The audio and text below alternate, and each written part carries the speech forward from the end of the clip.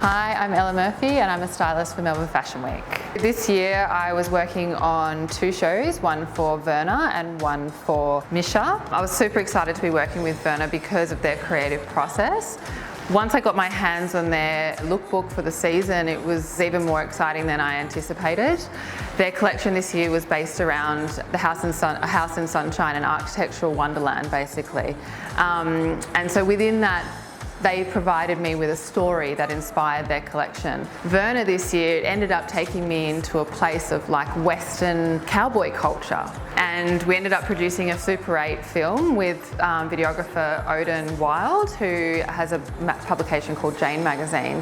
When I was looking into Verner's brief, for instance, styling wise, I was shown a lot of colour, a lot of patterns. Everything was quite over the top.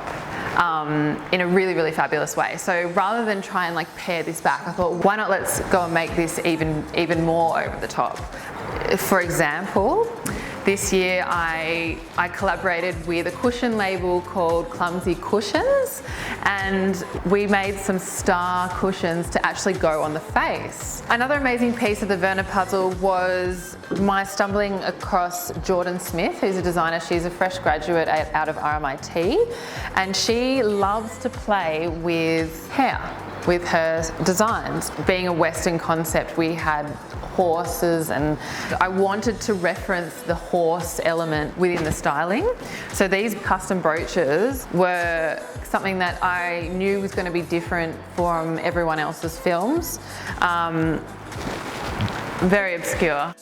Misha doesn't come with a creative inspiration, a story around their brand so much. It's more about the girl, the woman who wears the brand. It was really important to take Misha to another level creatively that collided the 2 worlds of underground and commercialism. I guess I always like to, reference people like Bella Hadid, Gigi Hadid,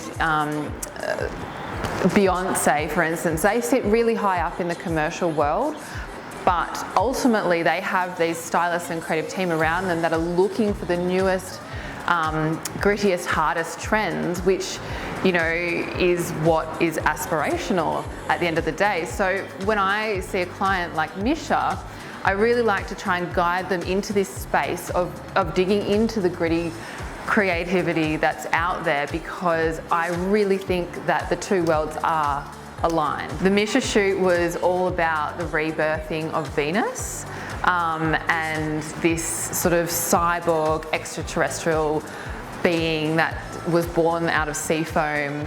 So this mirror was actually meant to symbolize a shell, and our model was actually laying on it as the water was lapping over as we open up into the film.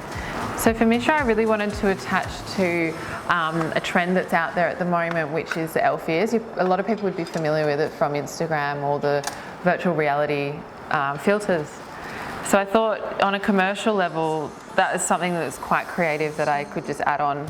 Because the dresses don't require much styling and layering, I wanted to bring in that sort of artistic approach. As I love layering and I love to create sculptural elements within my styling, I actually decided to layer these ears with some jewellery. And I have one of my favourite Melbourne designers here, slow fashion again, Bella Clark.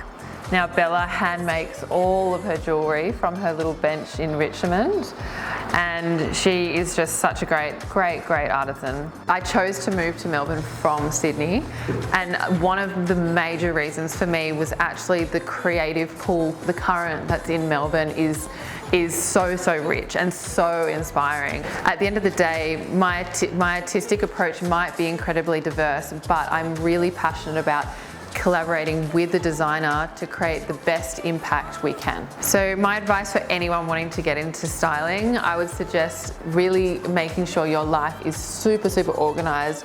Often styling is very last minute, and you have to really think on the fly. So with that, learning to be instinctive and trusting your gut is super important to coming up with the best result possible.